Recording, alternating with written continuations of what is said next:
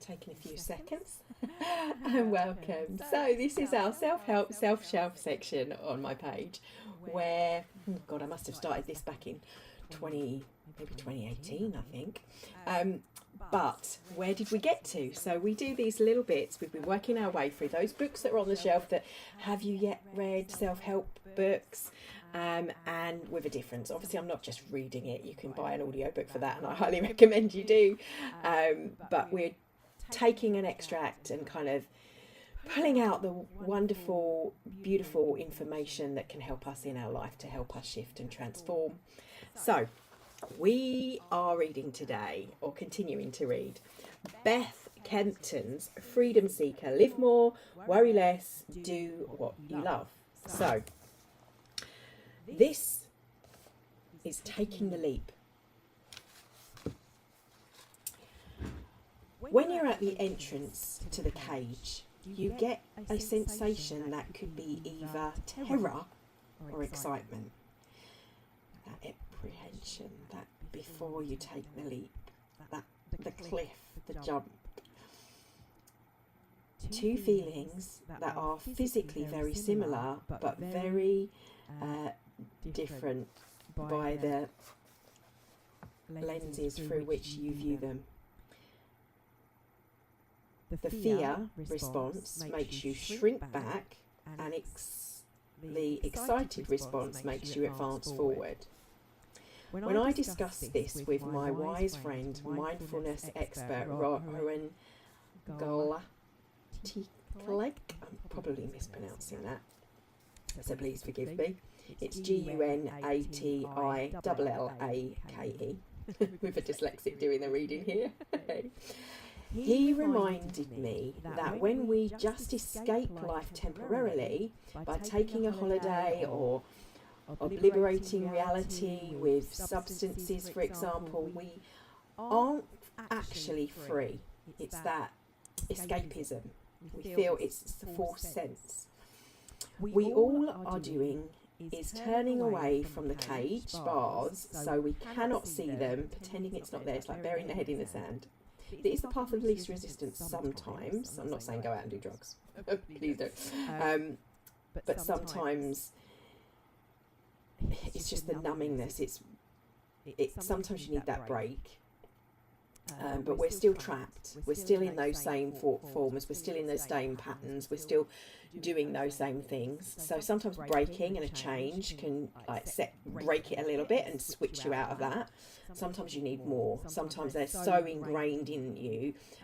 A really good habit to kind of switch it up, and what I mean, rather than going out, is to pair it with something else. For example, we were just talking in a group that I'm in, and they were talking about their healthy habits. So maybe switching your coffee for tea, herbal tea, for example, or your chocolate for hot chocolate for a cacao. Just kind of sidestepping. It's still the same habit of that wanting to have that thing or that fix to go to, but swapping it for maybe a slightly healthier choice with regards to food or regards to other habits. So you're allowing yourself, whatever your tool is, whatever you know that you're aware that you're numbing yourself with. For example, one of mine would be, my escapisms would be binge watching certain TV programs.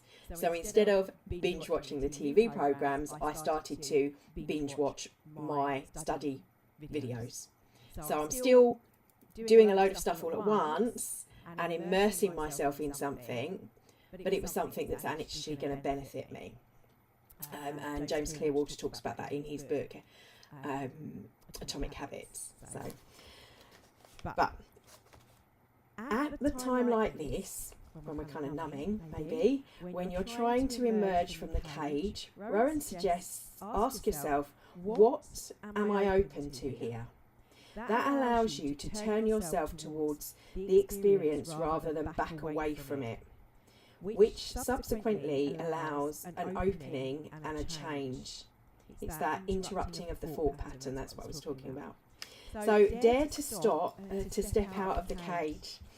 In the 2 years following that initial art retreat I went back to the US twice for 2 other workshops, started a blog, quit the industry I knew, started to do what you love, ran my own retreat, created my first online course, got published in a magazine, and one day realised that everything I had scribbled in my journal, by the way, today is a really good day to be journaling, in my journal under those redwoods was actually happening. I was manifesting my own dreams, but only because I had dared to step out of the cage. For logic-loving, scientific-minded skeptic like me, this was a revolution, and if I can do it, so can you. So if she can do it, so can we, and if I can do it, so can you as well. When the caterpillar metamorphoses, he isn't wasting time deciding whether to become a red admiral or a silver-studded blue. He's destined as a creature capable of flight is already decided for him. That capability is already in him, waiting to emerge. His job is simply to find a way to become. That's yours, to find a way of becoming that which you are desiring and wanting to be, that in what may seem like the impossible. We have to go through this phase of everything not quite fitting, not quite making sense, in order to emerge as the extraordinarily artwork that we are destined to become. Mess births beauty, chaos is progress. This is important quote from this book to remember, with bearing in mind what's going on, that sometimes, like Louise Hay would say, you got the turkey pan, not that I eat meat or turkey for that matter, but after the Thanksgiving meal, she uses this as an analogy of scrubbing the pan. It comes away in layers. It takes a bit of time for those layers that we've built up, that grime that we've built up in our society, if you like, to start to shift, to start to come away, and the scrubbing the pan, if you like, in layers. But also thinking of undoing. So analogy for me, like when you're sorting out your house, for example, and you get everything out, Mary Kondo fan here, does it spark joy? Highly recommend that. If you grab all the clothes, one of the things she suggests with the clothing segment is to put all of the clothes, every single piece of article of your clothing on the bed. And then you go through it then. When you see that mounting of just how much you have, and then it's easier to sort of select, does it spark joy? Is it something you still want to keep, or is it something that doesn't fit anymore, or you don't want it, doesn't bring you joy, or when you wear it, it's because it's so tight you feel like you're uncomfortable and you're reminded of, oh, I wish I was that skinny again. Like, if it's bringing you joy, that's one thing. If it's not, then you don't need it. Then you say thank you to it for what it was and let it go so someone else can have that. That's the chaos though. That's that piling up of clothes in the middle of the room, and as you start to put it all back, it's like filing it away in our mind, and this is kind of what's happening or can happen. So knowing this is a great relief, because when it feels like nothing is working, when you've forgotten how to go, you've got here and what you're trying to do in the first place, I'm intersecting here, that's when you know it's actually working perfectly. You've come this far. Don't back away now. It's time to step off the ledge and into your life. From small and trapped to vast and free, the cage door is a gateway to freedom, framing all the potential and possibilities that life lives ahead.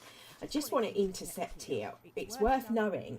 I've seen little experiments and little Instagram live shorts and things on this.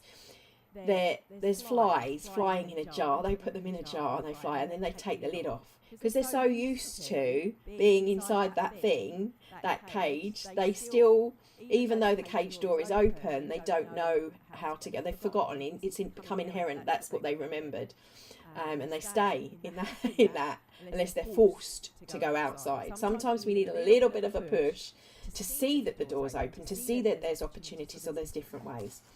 So entry 8, letting it happen. Once you have use your freedom key to help you open the cage door, it's likely that you will feel all at sea for a while. Pay attention to this because it's an important indicator of growth and emergence. Get quiet and journal your response to the following questions. Hence, today is a really good day to journal. I thought I'd continue. 1. So you can pause the live if you want to actually do it live with me, but you can just write the question down. These are 6 questions. So 1 is, how do you feel at the threshold of your cage or your leap or you're about to shift? So how do you feel at the threshold of your cage? What are you excited about? And what are you unsure of? And 2, do you feel any force pushing or pulling you out into the big wide world? 3, obviously you can pause and play after. Do you feel any force pushing or pulling you back into the cage? Is there something that's stopping you? A barrier, as we did with our meditation in class this morning. Letting loose these barriers there. There's a meditation at the end of class. You can barely see me, it's such bright sunshine. Let me see if we get a little bit of light in here. No, even with that light on. 4. If a friend was where you are right now, what would you say to encourage them? And 5, how do you feel knowing that this is just part of the process and it's meant to be happening? 6, what are you open to here? So you can either pause and do that now, or you can spend a little bit of time later and rewind or watch this later. So letting go and losing control. One of the scariest things about life outside the bars is the great unknown. If we are used to running the show inside the cage, how can we cope outside it when we don't even know what's coming next? It reminds me of a sweet folk tale about the sun and the wind, which my mum told me when I was a little girl and having a tantrum about wearing my navy blue duffel coat. The sun and the wind were bored. They were up in the sky looking down with nothing much to do. So the wind said to the sun, you know this, I know this, my mum told me to, son, let's play a game. You see the little girl down there in the blue coat? I bet you I can make her take the coat off before you can. Okay, said the sun, but I'll win. No chance, said the wind. I am so much stronger than you. I can bend tree trunks, rattle windows and power sails. I will make her take it off. So the wind blows and blows, but the little girl just pulls her coat around her and didn't doing up the buttons. She bent her head and pushed back against the wind. What's happening? I don't understand, said the wind, dejected. My turn now, said the sun, and he beams and beams, shining bright and warming the earth. The little girl looked up and smiled, then undid the toggles and wriggled out of her coat and skipped on down the road. How did you do that? Asked the wind. I didn't try to force her to take her coat off, the sun said wisely. I made her want to do it. And that is the difference between power and control. Freedom is about harnessing your power whilst letting go of the need to always want to be in control. Think about the word control for a minute. Does it feel tight, grasping, manipulative and ugly? It's exhausting to try to control everything, and ultimately it isn't sustainable. You just create stress trying to mismanage or micromanage other people, second guessing reactions and juggling too many things. Think of the wind in the story. With his red puffy cheeks and deep frown, now think about letting go. I like to say holding tight with your fists. How are you going to let it in?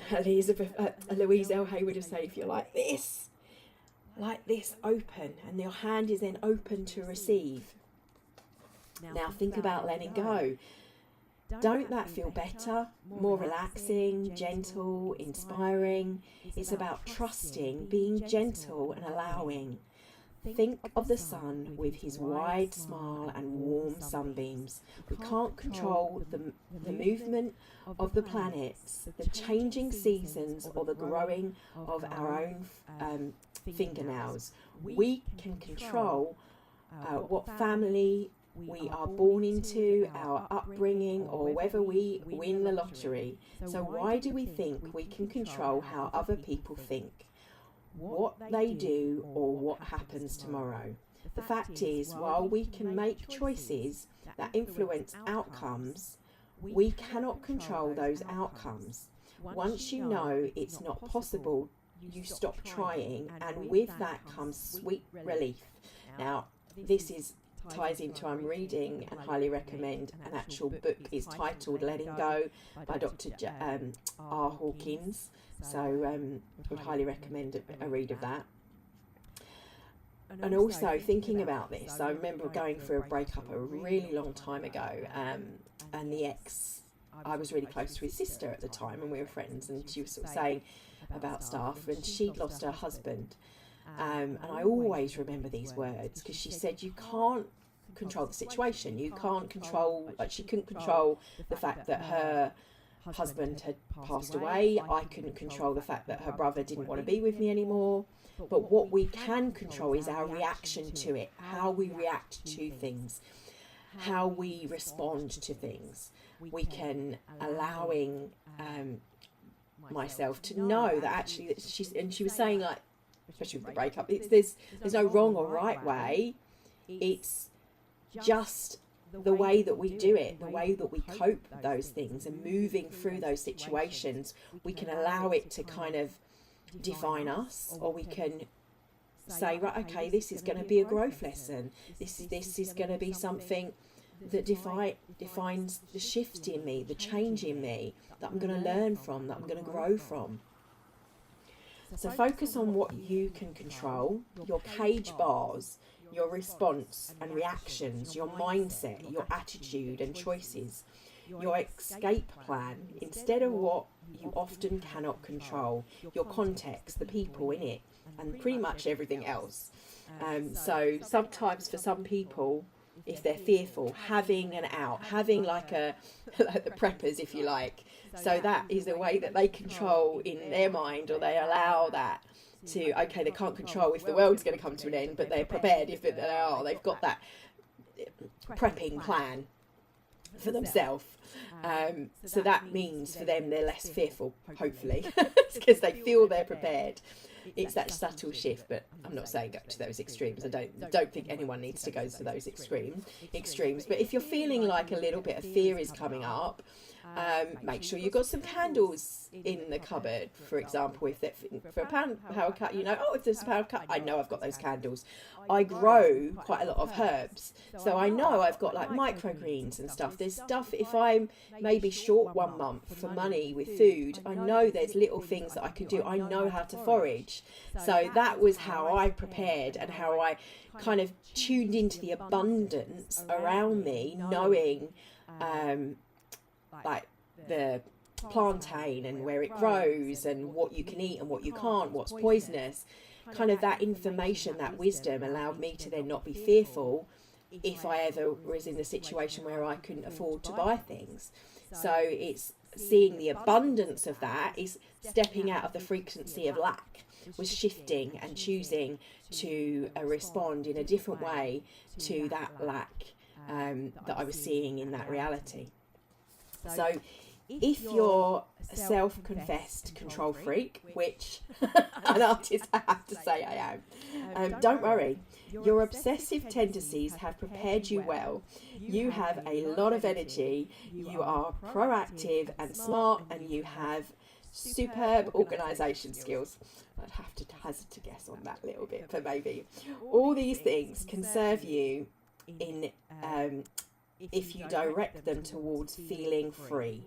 Just think how much more time you'll have when you aren't trying to run everything, do everything, think of everything. This is great in business, is like delegating and taking time on the things that you don't like to do, paying other people that do love to do them, and that you're kind of allowing the flow of people's connection in the right places to co-create together.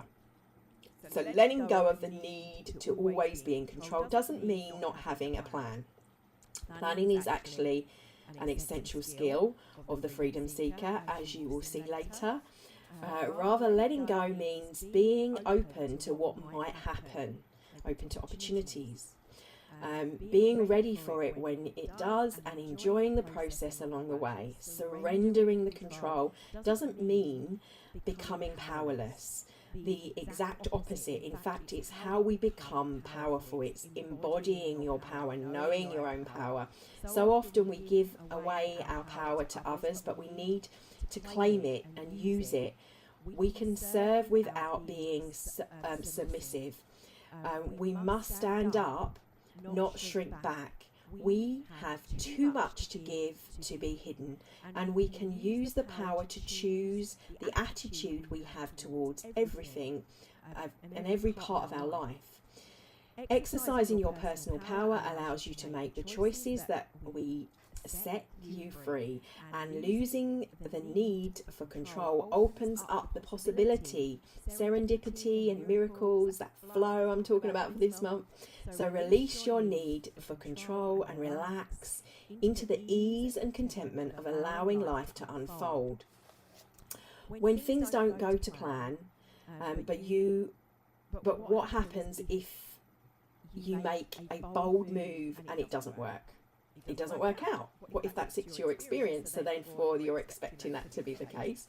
If you quit your job, leave a toxic relationship, or start a new business and find yourself afraid, doubting, back to square one, how confusing. If you follow your instincts and things don't work out, what then? You wonder where you went wrong, lose all confidence and shrink back. But there is a very simple reason why this happens. It's because we assume that escaping the cage is the end of the story, when actually it's the beginning. We forget that we have to learn how to fly again. We've forgotten. In order to fly, a bird needs to balance two pairs of opposing forces: weight, down, with lift, up, and drag backwards with thrust forwards. We can relate this to life and our own effort to fly. The vertical forces of weight and lift are concerned with what lies within. The weight is represented by the words of your inner critic pulling you down. It is in perfectionism and worrying and self-doubt and fear that I'm not good enough. This can be conjugated with lift, the guidance from your inner sage, the kind but quiet voice inside which generally encourages and motivates you, the knowing that lifts you up. It is self-confidence, self-trust and self-belief. The horizontal forces of drag and thrust are the relationships and interactions you have with other people. The drag is represented by the negative impact of other people on your confidence, convictions and actions. It is in their jealousy, naysaying and bullying.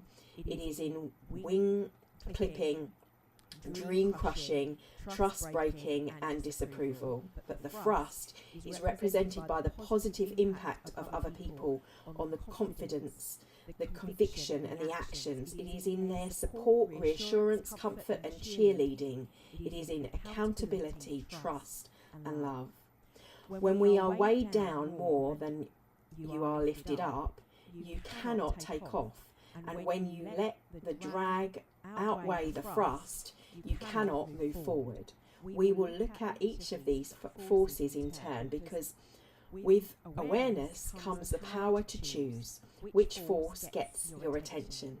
The mechanics of flight is all about how we can choose to sabotage our own potential or allow others to do that, or choose to fly high and surround ourselves with people who will help us fly higher. As it's always said, the 5 people you're supposed to spend the most time with, you end up becoming like. Surround yourself with people that uplift you, support you, engage you, and push you even to become the best version of you, your most authentic you. It's all a choice. What will you choose? Vertical force, weight and lift. You have a huge influence on your own flight potential. You can allow your inner critic to rule and get weighed down by your insecurities and the baggage you carry around, or you can allow your inner sage to guide you and be buoyanted by the kind but quiet voice inside, which gently lifts you and shows you the way. So entry 9 is weight and lift. Open your journal and draw a simple sketch in the middle. Just on a new page. Depicting a bird flying left and right. If you don't like drawing, find a picture of a bird in flight and stick it in there, or download a bird template from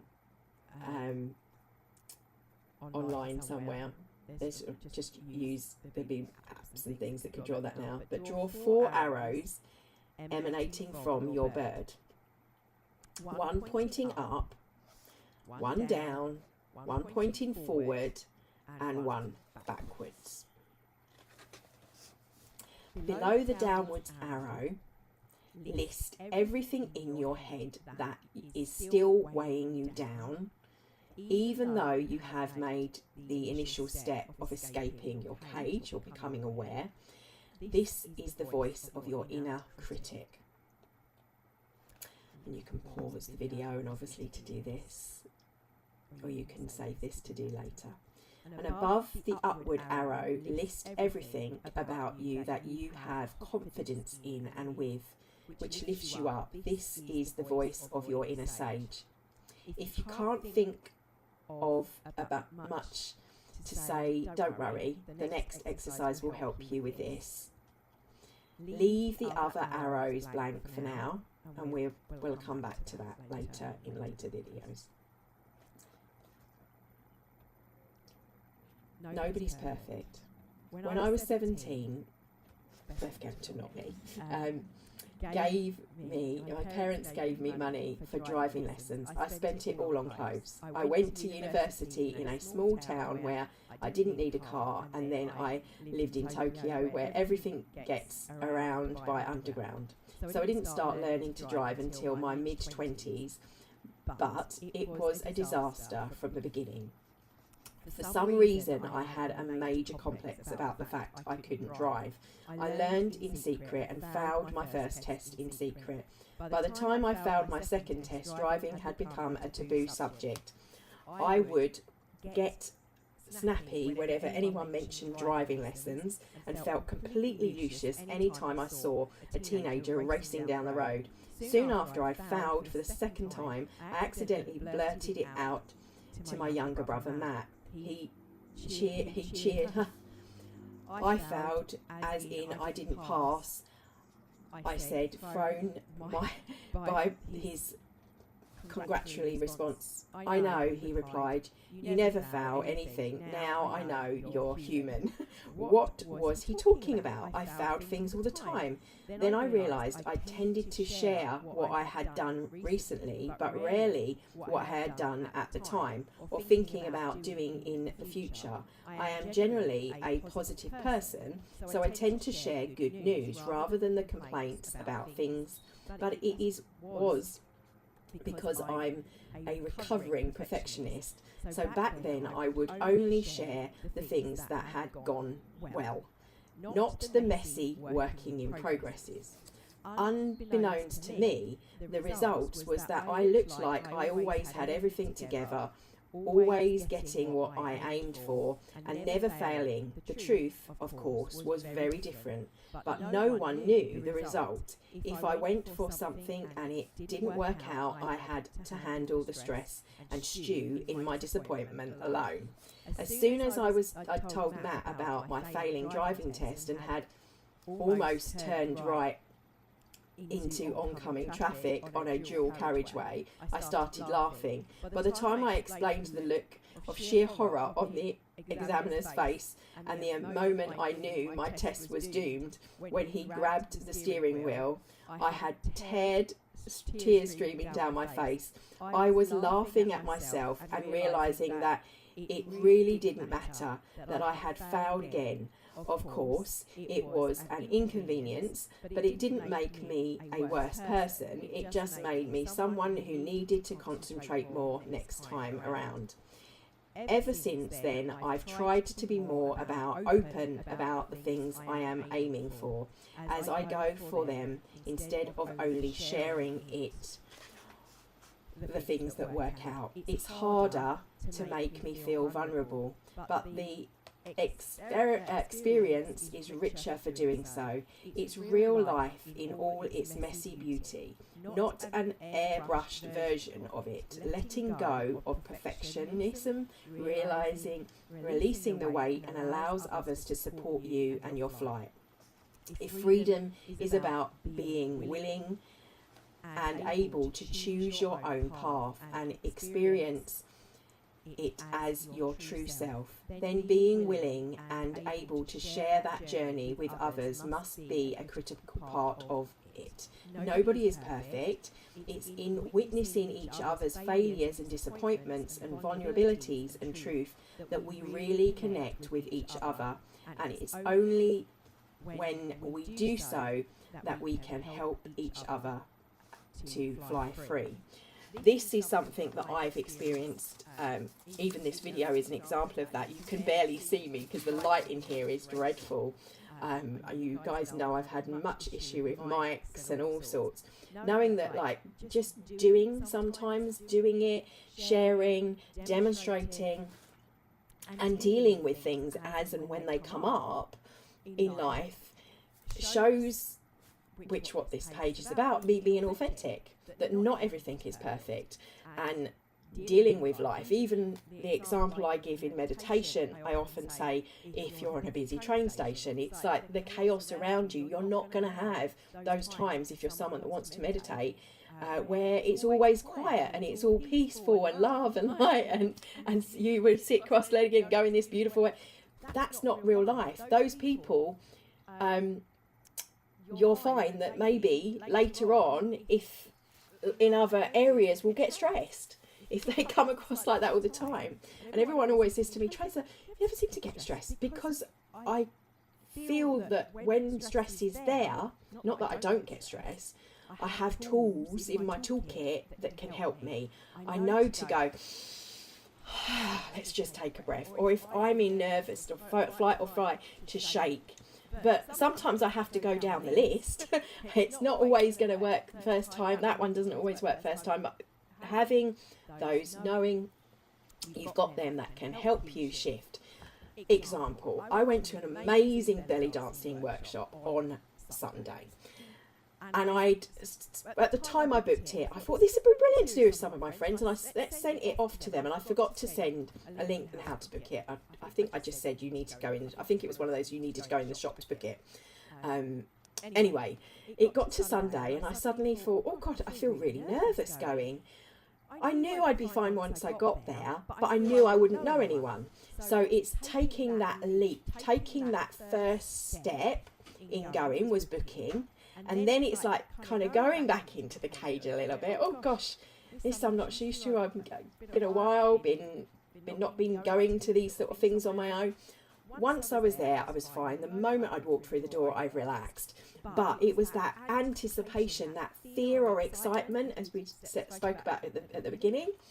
It's just taking those little steps and then making sure you tune in to know, I know this is going to be fun. Reminding myself, rather than the story, the fear, the weighing down, the uplifting, and it was brilliant. It was wonderful. Highly recommend it if you've never done it before. Brilliant for pelvic floors. Very similar in some ways to the Qigong movements that we do, but very, very different in other ways.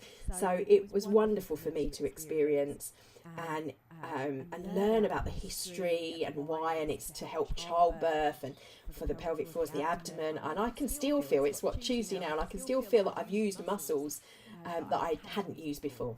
So that's an example. If I hadn't done that, I wouldn't have experienced that. I wouldn't have known this wonderful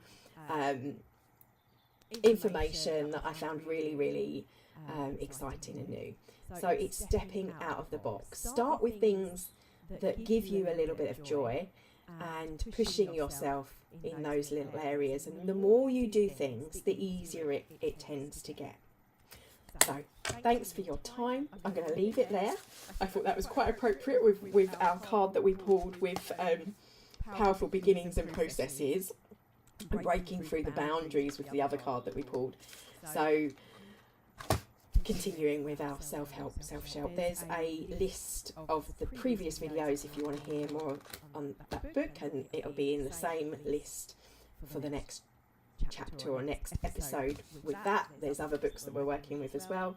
They're just little bite-sized pieces to share. Thank you for